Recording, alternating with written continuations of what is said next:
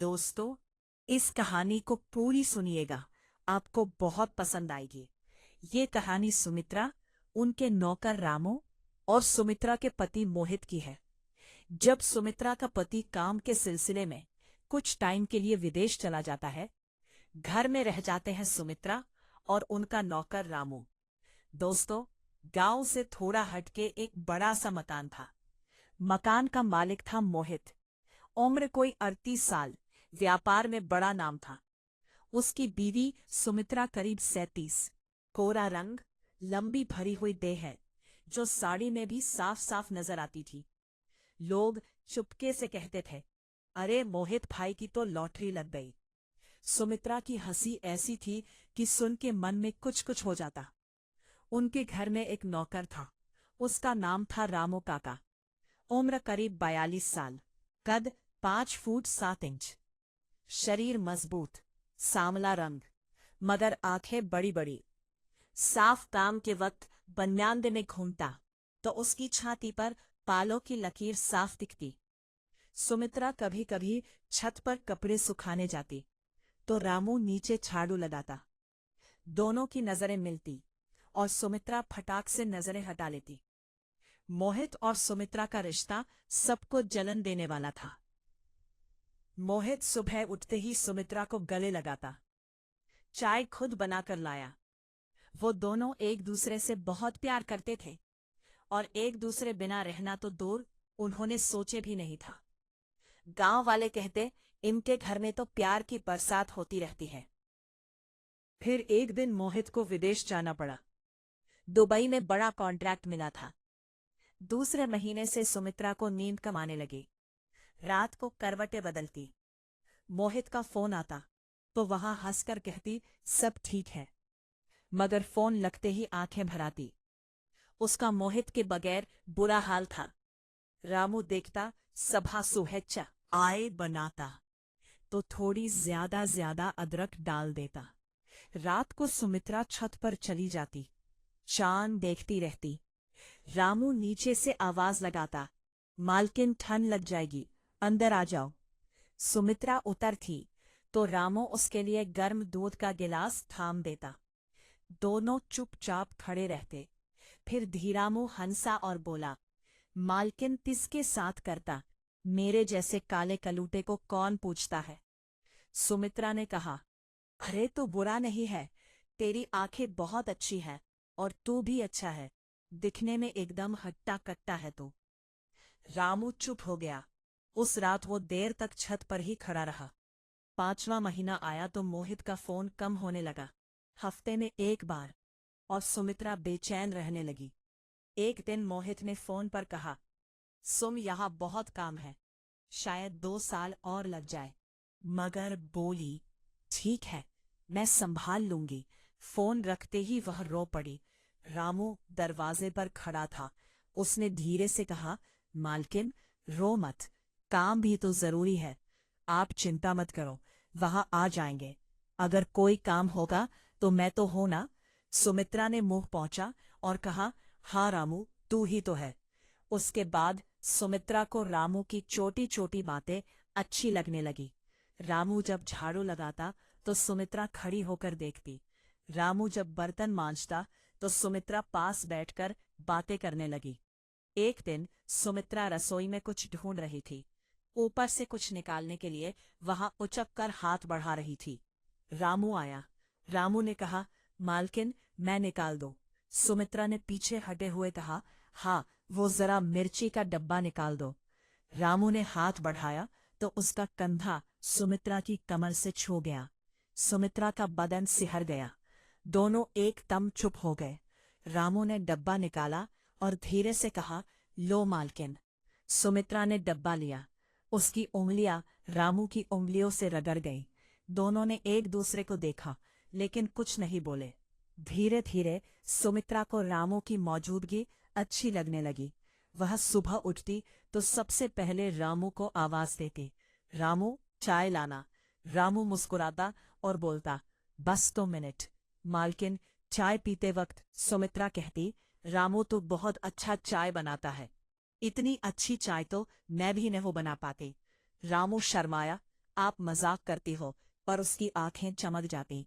अब 1 साल पूरा हो गया। मोहित कभी कभी फोन करता था और अब बातें छोटी हो गई थी।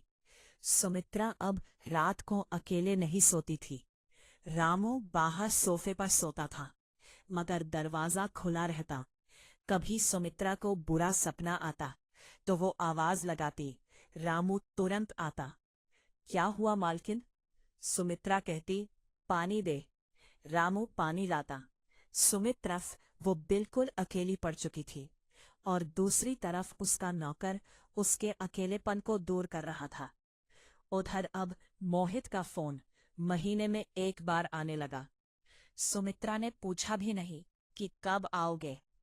इधर अब सुमित्रा और रामू की बातें गहरी होने लगी। फिर एक शाम सुमित्रा आंगन में तुलसी को जल दे रही थी। रामू पास खड़ा था। सुमित्रा 3 ने कहा, रामू, तू कभी मेरे से कुछ मांगता क्यों नहीं? रामू ने चौंक कर कहा, मालकिन, आपने मुझे सब कुछ दे दिया। रहने को घर, खाने को रोटी और आपका प्यार, मैं और क्या मांगू? सुमित्रा की आंखें भर आई। उसने धीरे से कहा, रामू, मैं बहुत अकेली हूं।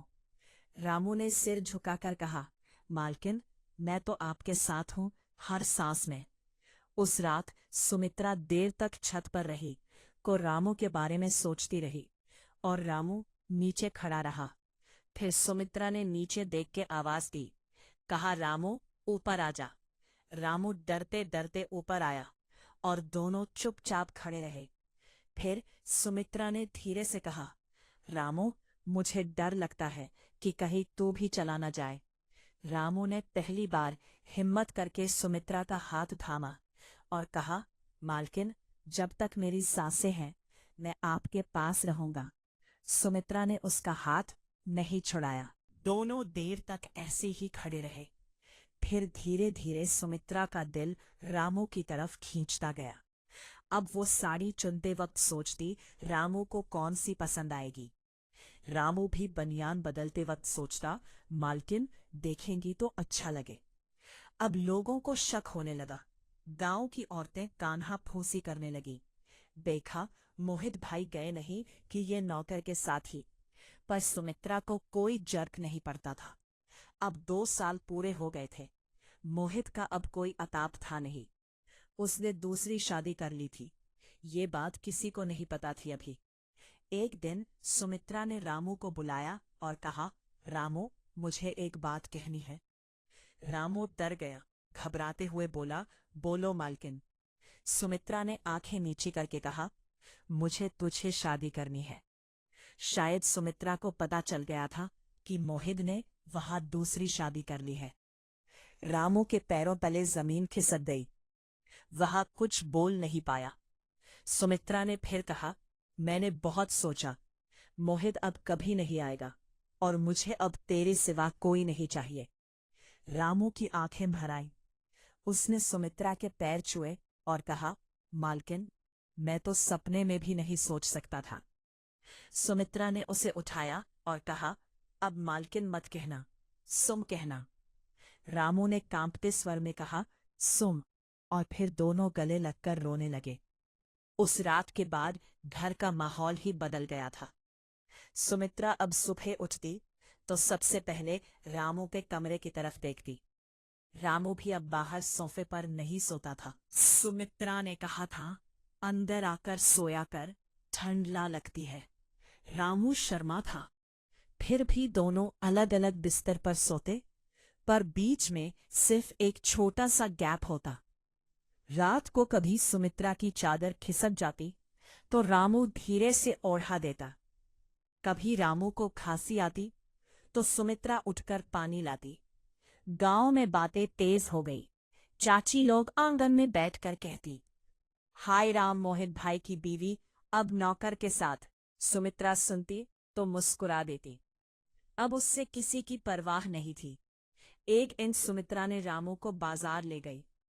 सुमित्रा ने कहा, आज तुझे कपड़े दिलवाओ मेरे रामू के लिए। दुकानदार हक्का बक्का रह गया। रामू का चेहरा लाल हो गया। घर लौटे तो सुमित्रा ने रामू को नया कुर्ता पहनाया, खुद अपने हाथों से बटन लगाए। सुमित्रा ने कहा, वाह रामू, तू तो हीरो लग रहा है। रामू ने आईने में खुद को देखा और बोला, सुमित, तेरे प्यार ने मुझे बदल दिया। फिर एक दिन सुमित्रा ने पंडित जी को बुलाया। सुमित्रा ने कहा, पंडित जी, हमें शादी करवानी है। पंडित जी ने मना किया, बीतिया, तेरे पति तो जिंदा थे। सुमित्रा ने ठंडी सांस ली और बोली, जो मर जाए उससे ज्यादा जिंदा वो है जो मेरे साथ है। पंडित जी चुप हो गए, फिर बोले, ठीक है, मैं करवा दूंगा। शादी की तारीख तय हुई। बसंत पंचमी। सुमित्रा ने खुद लाल जोड़े सिलवाए, रामू केले शेरवानी। गांव वाले ताने मारते, पर सुमित्रा को कोई फर्क नहीं पड़ता था। फिर शादी का दिन आया।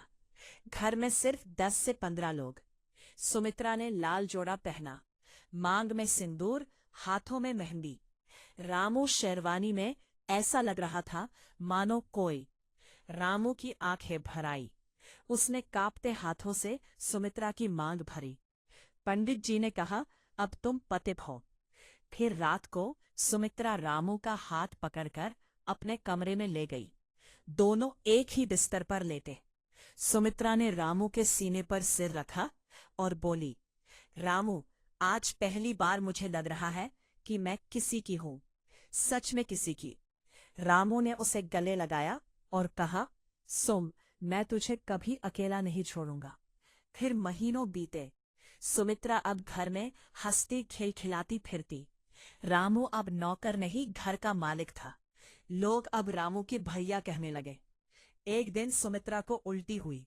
रामू घबरा गया। सुम, डॉक्टर के पास चले। सुमित्रा मुस्कुराई। नहीं रामू, पहले घर पर टेस्ट कर लेते हैं। 2 लाइन आई।